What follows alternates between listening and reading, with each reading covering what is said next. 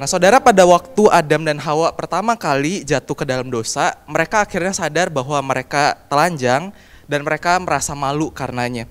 Saudara, sebelum mengusir mereka dari Taman Eden karena dosa mereka, Allah kemudian membuatkan pakaian dari kulit binatang yang disembelih untuk menutupi tubuh mereka yang telanjang itu. Nah, saudara, hal ini merupakan bayang-bayang dari persembahan korban yang akan terus-menerus dilakukan oleh bangsa Israel ketika mereka mau mendekat kepada Allah.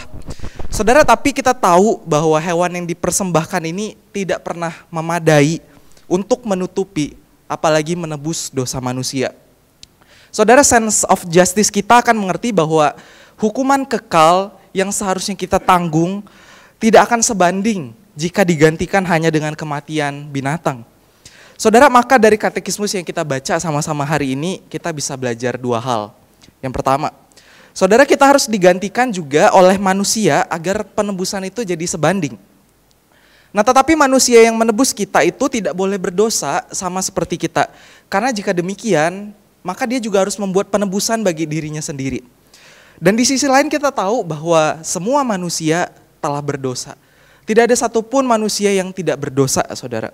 Sehingga seharusnya nggak ada satupun manusia yang sanggup untuk memenuhi kualifikasi ini.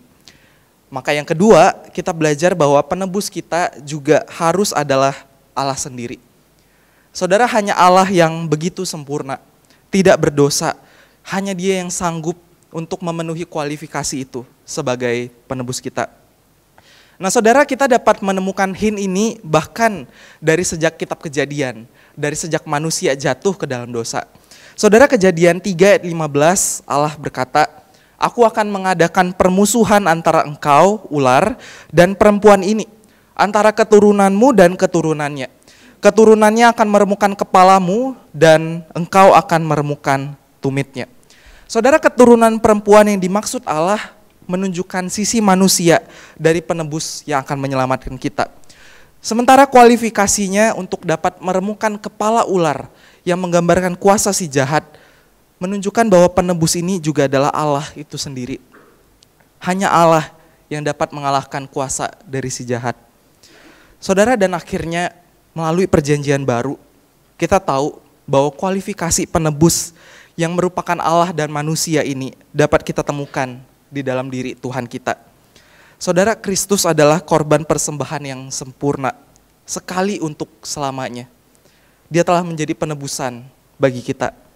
Saudara, kita yang tidak mampu menebus diri kita sendiri, apalagi digantikan hanya oleh korban binatang, telah digantikan oleh kematian sang anak domba yang telah disembelih. Saudara, setelah kita memahami katekismus hari ini, mari kita bertanya pada diri kita sendiri. Kapan terakhir kali kita bersyukur kepada Allah untuk anugerah keselamatan yang Dia berikan bagi kita? Saudara, Allah tidak harus menyelamatkan kita. Allah tidak harus memberikan anaknya yang tunggal, yang Dia kasihi bagi kita. Saudara, Allah cukup pada dirinya sendiri. Allah tidak membutuhkan kita sebenarnya. Tetapi Dia melakukannya karena Dia begitu mengasihi kita. Manusia yang telah berdosa, yang telah memberontak kepada Allah. Saudara, mari sekali lagi ketika kita mengingat keselamatan yang Tuhan berikan bagi kita, Sang Penebus Tuhan Yesus, manusia dan Allah yang telah menggantikan kita itu, mari kita bersyukur kepadanya. Mari kita berdoa.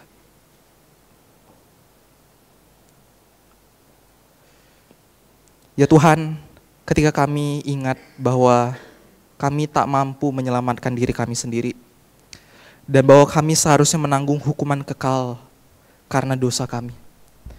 Tetapi Engkau yang mengasihi kami telah memberikan anak-Mu yang tunggal bagi kami. Tuhan, tolong kami bersyukur untuk kebaikan Tuhan. Bersyukur untuk anugerah keselamatan yang Tuhan berikan bagi kami.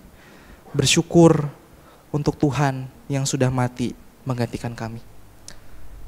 Terima kasih Tuhan, kami bersyukur untuk pembacaan katekismus hari ini. Ini doa kami, di dalam nama Tuhan Yesus kami berdoa. Amin.